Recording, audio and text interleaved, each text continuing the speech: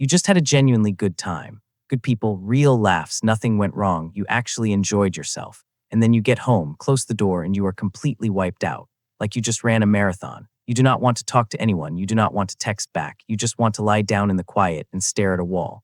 So why does hanging out, even fun hanging out with people you genuinely love, leave you this drained? Because your brain was doing an enormous amount of invisible work the entire time, work you never even noticed, and today I am going to show you exactly what it was doing, and why that exhaustion is not what you think it is. Let me start by fixing the wrong conclusion people jump to. When you feel this way, you tend to decide it means something a little unflattering, that you are antisocial, that you are too introverted or bad with people, or that maybe you did not actually enjoy the company as much as you thought. And that is the wrong read. Feeling drained after socializing has almost nothing to do with whether you liked it. You can have a wonderful time and still be flattened by it, because the enjoyment and the exhaustion come from two completely different places. The good feelings come from the connection. The tiredness comes from the sheer, invisible workload that socializing quietly puts on your brain. Once you see how much work it actually is, that drained feeling stops being a character flaw and starts making total sense. So here is the plan. I am going to show you three things in order. First, the hidden mountain of work your brain does in every single social interaction. Second, why some hangouts leave you recharged and others leave you hollow. And third, how to protect your energy without turning into a hermit. Let's start with the hidden work. The first thing to understand is that socializing is one of the most cognitively demanding things you do all day. It just does not feel like it. Think about everything your brain is quietly juggling during a normal conversation. It is reading the other person's face and tone, moment to moment, to figure out what they actually mean. It is predicting how they might react to what you are about to say. It is choosing your words, monitoring your own facial expressions, deciding when to talk and when to listen, tracking the mood of the whole group, remembering what everyone said, and quietly managing how you are coming across the entire time. All of that is running constantly, in the background, at high speed, and you are not even aware of it. It is like having heavy, complex software open the whole time, silently eating your battery. I notice it most at the kind of event where I know almost no one. Within an hour, I am not even tired of the people. I am tired from the sheer processing, tracking a dozen new faces, names I am already forgetting, the unspoken rules of a group I just joined, and quietly managing how I am landing the entire time. I can leave a party like that having had a perfectly nice time and still feel like my brain has been wrung out like a wet towel. Here is the example you know intimately. That specific feeling of being on when you are around people, a subtle sense of effort and alertness, even when you are having fun. And then the moment you are finally alone, that feeling drops and the exhaustion floods in all at once because your brain can finally close all those tabs it had open. And here is the warning, or really the reframe. This is why even genuinely good social time is tiring. The fun does not cancel out the work. You can love every second of it and still be running your brain at full capacity the whole time. Being drained afterward is not a sign the time was bad. It is a sign your brain was working hard to make it good.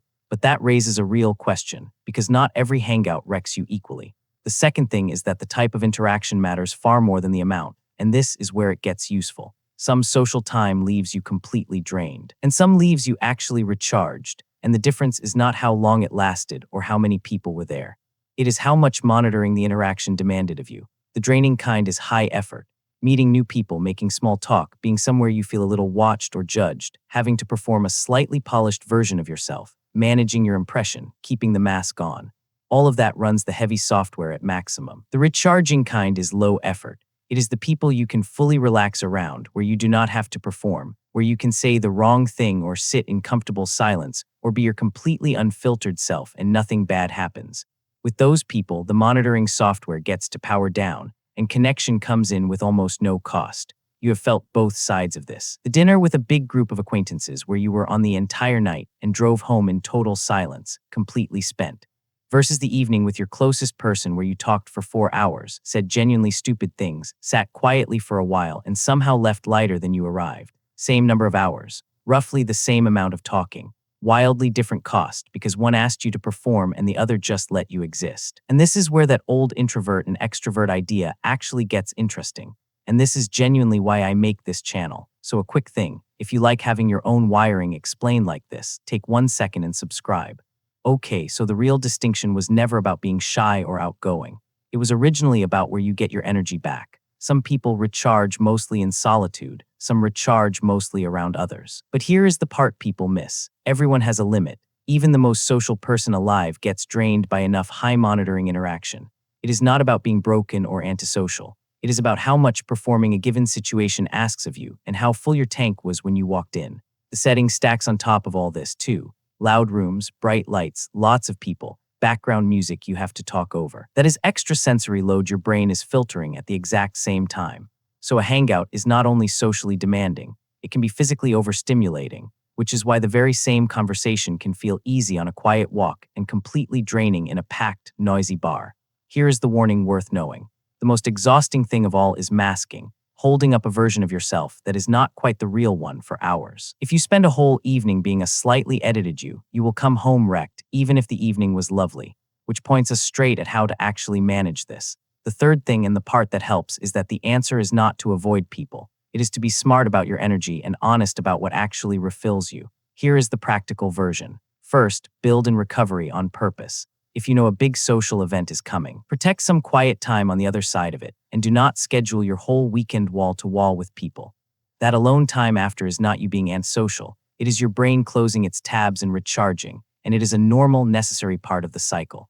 Second, when your tank is already low, choose the low-monitoring interactions, the close friend over the crowded party, the people you do not have to perform for. And third, wherever it is safe to, drop the mask a little. The more you can be your genuine, unpolished self with people, the less that heavy software has to run, and the less any given hangout costs you.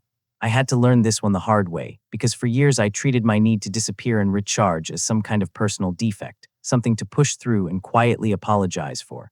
I would force myself back out when my tank was already empty, and end up short, foggy, and worse company than if I had just taken the night off. The moment I started treating that recovery as a normal, non-negotiable part of the cycle instead of a weakness, everything got easier, including, ironically, the socializing itself. And here is the warning, the balance to hold. This does not mean isolate yourself. Connection is one of the most important things there is for your well-being, and hiding from all of it will hurt you far more than it helps. The goal is not less connection. It is smarter connection, protecting your energy so you actually have some left to give. So let me pull this together. You learn that feeling drained after socializing is not a sign that you are antisocial or that you did not have a good time. It happens because socializing runs a huge, invisible cognitive workload, your brain reading faces, predicting reactions, choosing words, and managing your image all at once the entire time, which is genuine work whether you enjoyed it or not. You learn that the drain depends on the type of interaction, high monitoring performing versus low monitoring safe connection, far more than on the amount. And you learn that the fix is not avoiding people, but protecting your recovery time, choosing lower effort connection when you are depleted, and dropping the mask wherever you safely can. And here is the part I really want you to keep. That wrung out feeling after a good night out is not evidence that something is wrong with you, and it is definitely not proof that you do not love the people you were with. It is the exact opposite. It is the cost of a brain that worked incredibly hard all evening to read them, connect with them, and be present with them. The exhaustion is not the failure. It is the receipt for the effort. So the next time you get home from something genuinely fun and feel utterly flattened, do not judge yourself for needing to hide in the quiet for a while. Just recognize it for what it is, your brain finally getting to rest after doing one of the hardest and most human things it does all day, which is genuinely connecting with other people. Give it the recovery it earned, guilt-free, and then go do it all again when your tank is full. And there is a real kindness in understanding this about other people, too. The friend who suddenly goes quiet and needs to bail early is not rejecting you, they are just running low. The one who lights up in the middle of a big crowd is not shallow, they simply recharge differently than you do. Once you see that everyone is running the same expensive software on a different sized battery, you stop taking almost any of it personally. So tell me down in the comments, because I know this splits people. What kind of hangout drains you the most? And who is the person you can be around for hours and somehow feel more energized, not less? Tell me below, because that person is worth their weight in gold. And if you want another one of these truths about the invisible weight of being around people, go watch the one on why you feel like everyone is secretly watching and judging you, because it is the same social software, quietly running in the background and running you down. I'll see you over there. Once you have recharged.